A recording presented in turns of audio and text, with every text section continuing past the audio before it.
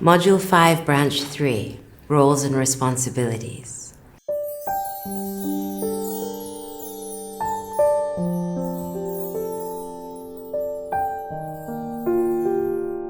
I know I can create structure, harmony, and joy, irrespective of the circumstances that surround me. I'm able to create whatever I decide to create from here on. What a joy. Everything can be very simple, depending on the path I choose to pave for myself, knowing it is only my responsibility, my accountability, and no one else's. What a freedom. I want to specify that if you are a child, you don't have children yet. The way to perceive all of this content is really from behind the eyes of you handling your parents when you were a child, and how you see your role today in going forward, or in your relationship with your parents now, should it be difficult. We all have a choice in what we create, and we can all undo any wrongs. We can untangle any misconceptions, misunderstandings, misdemeanors. We all have the capacity to do so. What does trust mean to me in these circumstances? And how am I portraying my trust? How are my children perceiving trust? How do my parents perceive trust? What is my relationship with trust? Trust in me, trust in you, trust in the universe? Are we hopeful and optimistic? Or do we want to be begrudging and complaining and unkind? Does it help? What does it help? What boundaries are we practicing? Are we being selfish and unkind by showing our children our dismay of life? Are we putting upon them issues that they don't need to face just because we are selfish and we're thinking only of ourselves? Or are we being kind and protecting them irrespective of how we're feeling, cushioning them with coziness? Are there things that you complained about or your parent complained about that hurt you deeply, that had nothing to do with you? Can you forgive it and let it go now? Am I forcing my children to adopt my map of how life is difficult and unkind and unfair? Or am I allowing them to have the best of intentions to rock the world and be happy and joyful and create and be creative? What am I doing? What am I creating based upon who I am today? Am I sharing with my children my fear of the unknown, or am I preparing them carefully, being the gatekeeper to show them the path of the world ahead, protecting them, knowing that they're capable with courage of achieving anything they wish? What is my responsibility to feed into my child's DNA in terms of what life looks like? What is the map of responsibility? Creating their responsibility, their sense of responsibility for their life and to protect us too. A child needs all the values in the world.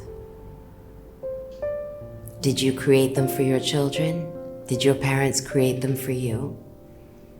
Or are you aware of things that you wish to adapt today for your tomorrow? Because you can do that now, peacefully and wholesomely. The irony is that if we're not acting out of our integrity, we beat ourselves up. And if we've made it a cycle to beat ourselves up constantly because we're not practicing our highest integrity, then what can we expect to create? So let's change all those patterns now. Let's reframe them one by one. Write all the things down that you wish to reframe. On the other side of the page, write the change that you wish to make. And every day in every way you practice it until it becomes your habit, knowing that anything is possible. I assure you, I say it from my heart because I did it myself. We can all continue this journey peacefully and happily with integrity, joy, and passion, and create purpose in our lives, and live it joyfully, irrespective of the circumstances that we've had or that we have now. We can change them. Please know it, understand it, breathe it, we can change anything. Allow for food for thought and perspective. Don't impose your opinion upon others. Let them have their opinion. Validate them.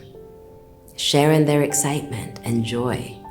And know that you too can be part of that joy. Because if you decide to stay in misery, and they are joyful and they're moving forward, and you're being selfish, what are you going to achieve? You're going to lose them. And there is no need for that.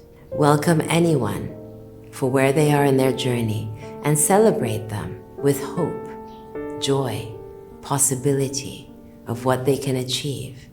Ask them for forgiveness, to let things go, and that you're sorry and that you were unkind because you didn't realize any better. Can you do that? Will you? It does not mean we need to manipulate anyone. We're allowed to be true. We can admit our mistakes. We can admit that we were angry and we were resentful. And we can say that we've understood things better now and we're willing to let them go. It is such an important thing to do, I assure you. Don't be selfish and force people to fulfill your map of how you want life to play out. It's not fair.